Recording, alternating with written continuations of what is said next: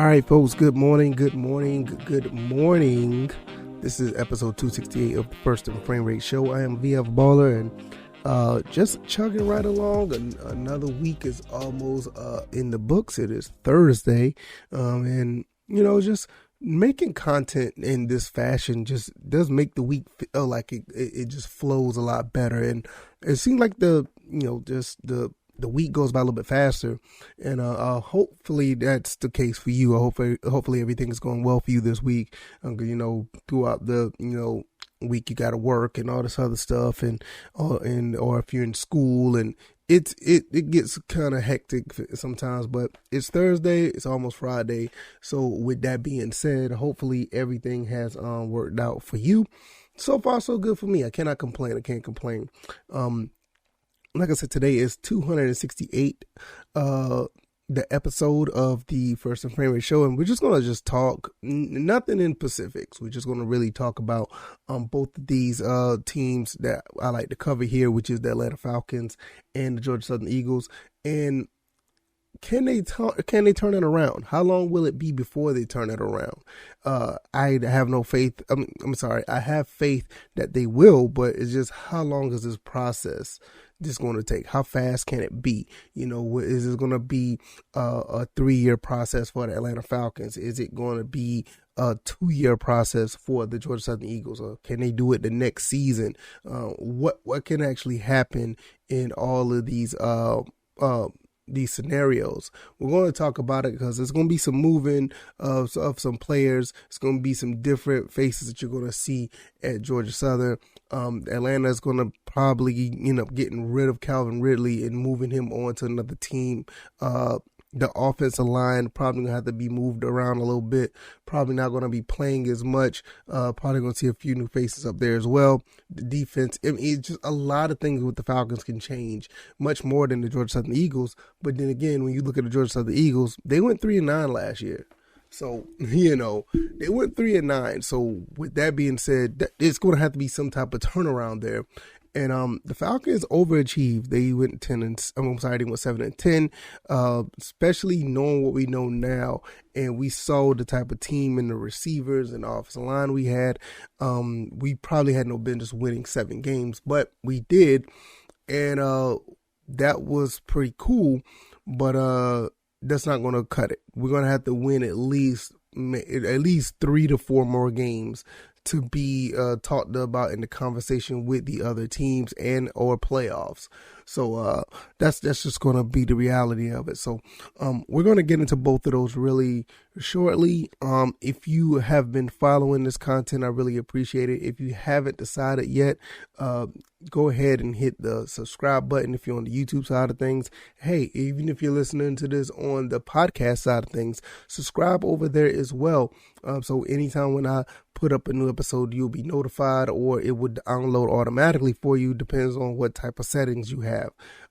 If you're over here on YouTube, like I said, if you subscribe, with that being said, you'll get notified once I upload a video. If you hit the notification bell, also share this content. Let people know in Eagle Nation. Let people know that are Falcons fans. Let them know what I'm doing over here, because every day I try to put out content for you guys Monday through Friday. So let's go ahead and get into it. First and foremost, before I get into the turnarounds on how fast can it be, Coach Helton and company, coach of Georgia Southern Eagles, they're chugging right along. They're at 49 counties now. Last week, not last week, but yesterday, I think they was at 23. And then now they jumped up to 49 in 2 days. So he said in 2 weeks, they're going to cover every county in the state. Well, they're at 49 in 2 days. So this could be something that could have been done in a week if they really wanted to push it. If they really wanted to push it, they could have done this in a week instead of 2, because they're already at 49. So they're about at almost about 110 counties left. It is Thursday. So between Thursday and Friday, they're probably, I'm guessing, they'll probably hit 100 by the end of the week, or probably hit 100 by next Monday. They're doing really good. They probably may fall off and be a little lax on Friday, which is fine. I mean, nobody wants to do too much hard work on Friday, but if they keep going at the pace they're going, they probably will end up hitting 100 by Friday or 100 by Monday. Great job. So 159 is definitely not out of the cards at all. I mean, they're just moving right along. I am surprised when I look at this. When I'm looking at this this graphic, I'm still surprised they haven't gone to Chatham County yet. They went to all the counties around Chatham County, which is pretty interesting. Excuse me. Which is pretty interesting. They didn't go to Chatham County yet, so let's see how that goes. All right, nevertheless, let's talk about the turnaround. First and foremost, I definitely want to talk about the Falcons because I always talk about the Falcons last. Well, I ain't gonna say I always do. I've been talking about the Falcons last lately, which I haven't been putting them in the forefront, pretty much because it's been pretty slow. All of the news is just basically talking about what George Southern's doing, because around this time, usually, it's just NFL playoffs. You don't really hear about the non-playoff teams do stuff in college. If you pay attention, a lot of things going on in college. So with the coaches and moving and shaking, and people are going to different places, and recruiting and transfer portal, which, JT Daniels is officially in the transfer portal now, and people are still talking about this man may come to Statesboro. Look, I'll be highly surprised. And I know I made a video about it months ago. I'll be highly surprised if he comes to Statesboro. Like, I don't know. The stranger things happen, but if he does, I'll be like, wow, he's really coming here. You know what I mean? But I don't know. I don't see it. But nevertheless, let's talk about these Falcons. First and foremost, 7-10 last season. How fast can they turn around? I think with this Calvin Ridley trade, it's going to hinge off of that, and people are going to be like, okay, why would it hinge off of this? Because the Falcons already have 2 second-round picks. They have the first-round pick in the top 10. What do you mean by that? Well, there's already rumors saying that Calvin Ridley may go to an AFC East team, and there's already rumors saying that he may go to the Jets. Look like the Jets may want him, like they like really want him. And if he doesn't go to an AFC East team, there's another rumor saying he may go to the Philadelphia Eagles. Now, both of these teams have first-round picks, obviously. I think the Eagles got 3. But the Jets they're not against giving up that top 10 pick. And I think the Jets have I think they're 10th overall, 2 picks behind the Falcons. Listen, this would be really, really interesting if that was the case. If the Falcons can get the 10th overall pick from the Jets, let's say for instance, they get, they trade Calvin Ridley and give up, like, let's say one of the second round picks, then for a first round pick for the top 10, that's significant. Now the Falcons going to be cooking with 2 first round picks in the top 10, and you can turn things around like that. Now, I've been one of these guys, and I'm going to have to eat crow. I'm going to have to eat crow when I say this. I've said this in the past. I said that there's no type of player, top 10, first round pick, that can change the dynamic of a team in 1 year. I've been on record saying that. And I want to sit and say I could be wrong with that, because I'll tell you why.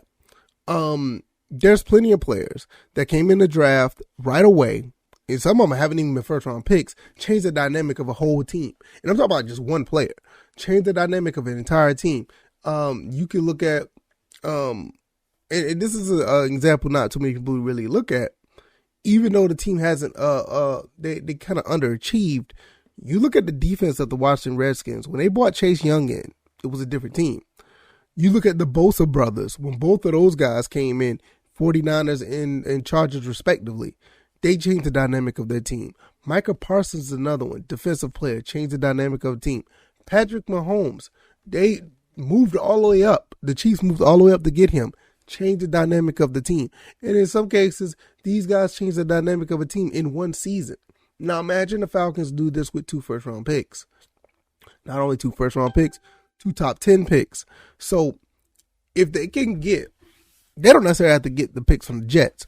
Just say if they do get a first-round pick for Calvin Ridley, there's a lot of talent here. There's a lot of talent here to the point where they can get two very good players. And even if they still keep one of their second-round picks, which I'm pretty sure they probably will,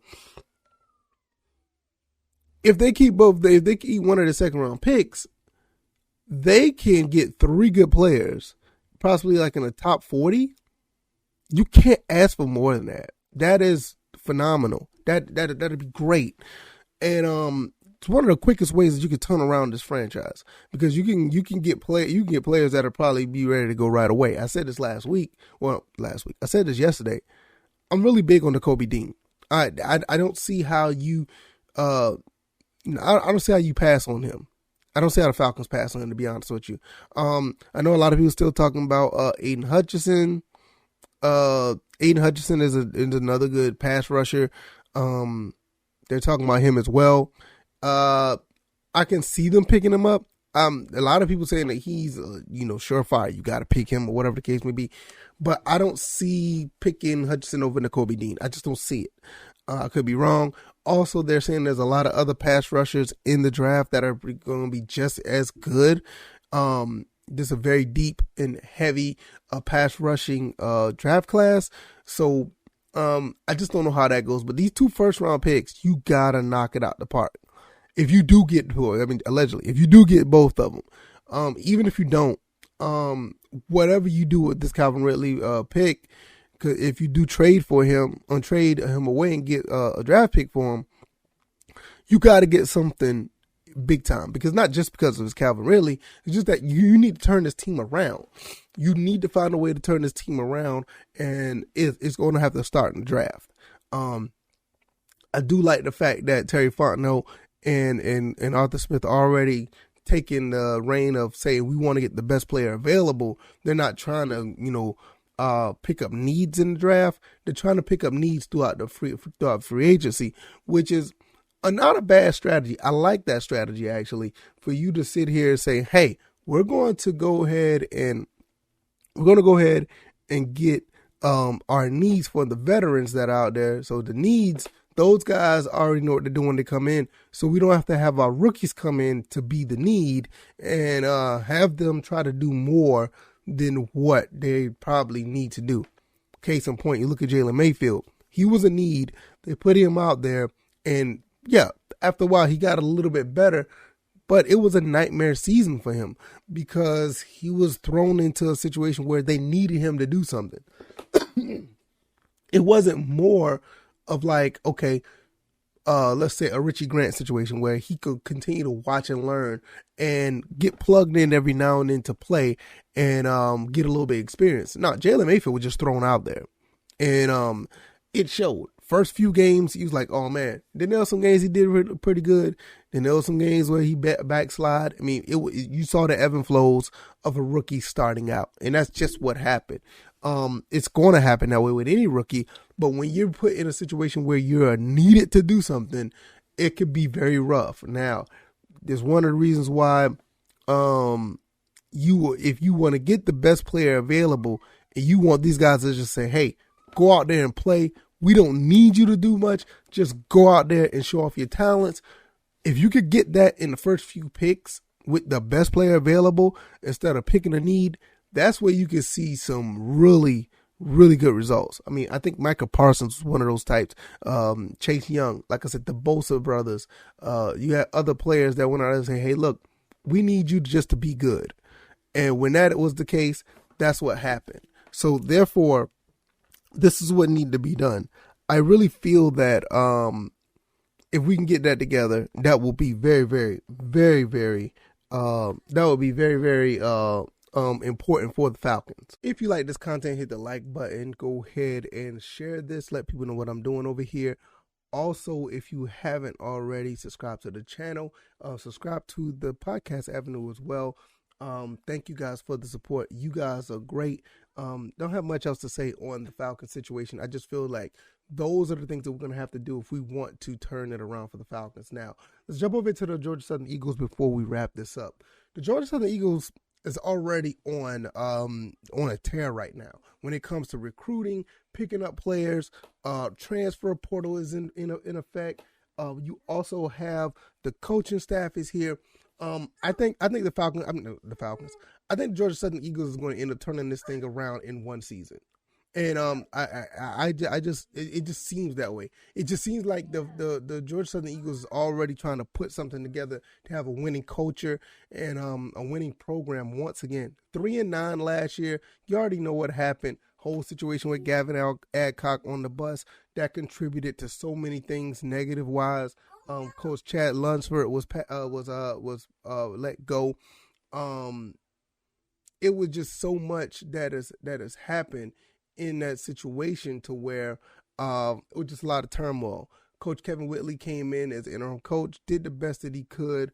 End up, the team. I ain't gonna say the team spiraled out of control. It's just that you saw what was on display with the offensive defensive coordinator. And those type of things just did not work out too well. Coach Whitley could do only but so much. He was basically thrown in a situation to where it was very hard to succeed. Now, with that being said, Coach Whitley is still on the staff, which is very, very, very strategic by Coach Helton, getting him with that Georgia connection where he can still have his hands into recruiting and getting players ready to come to the school, and he knows the high schools in the Georgia area. So really good to keep him. You bring in other guys in from Washington. You bring in a running backs coach from Tennessee. You bring in a wide receivers coach from Hawaii. Bringing some guys in from Western Kentucky. You brought in a lot of guys in here ready to go, and special team guys from the Citadel. I think we got some guys here that's really going to make things, look really, really nice for Georgia Southern. We end up getting a few quarterbacks. Got the quarterback transfer from Buffalo. People are still thinking that we're going to get JT Daniels. Like I said, I don't know. We talked about this earlier. I don't know if that's going to be the case. It would be different. It would be highly surprising, but I'm not really sure. I'm not sure. The only, you know what? Let's back this up for a second. Let's really think about this. I don't think JT Daniels is on his last year eligibility. Cal Van Treese is. Does Cal Van Treese come in and play this year? JT Daniels comes in and transfer. Let's say if he does, sits a year, plays next year for the Eagles. Because I think he still had like 2 years eligibility. I don't think this is his last year eligibility. Just something to think about right there. That's just something that I'm not sure. I doubt it if JT is going to come in to transfer in City year. I just don't see that.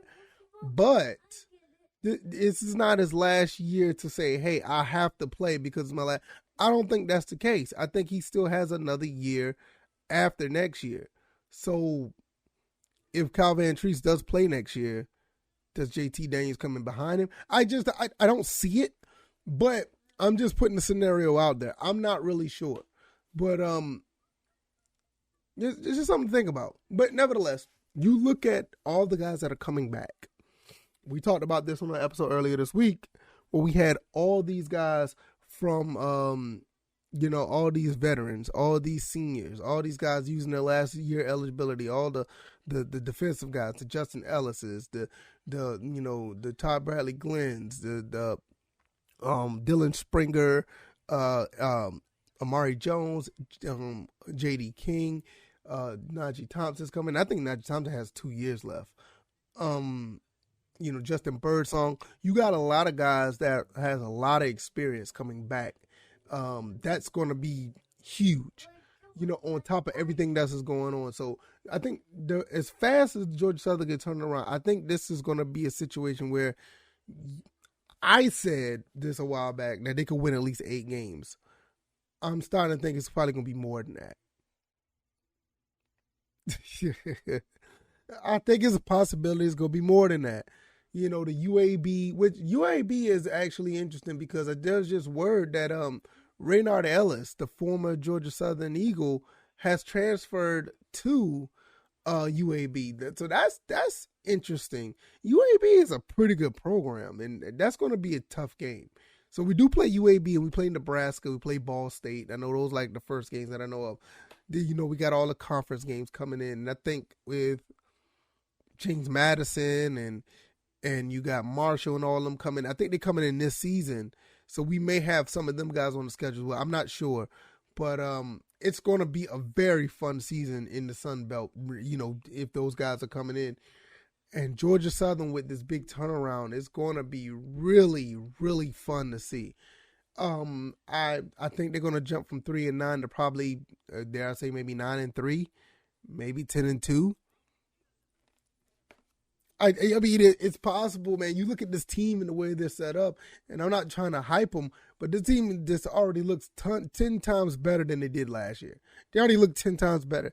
The players that was here last year look like they're ready to go. So I can't wait to see how this plays out. I'm pretty much ready to see how this goes, and hopefully that it all plays out the way it would. It just looks like that Coach Helton and company is really, really ready to get this going. As far as the Falcons go, the Falcons just need to get the right personnel in here and get those guys ready to go, because with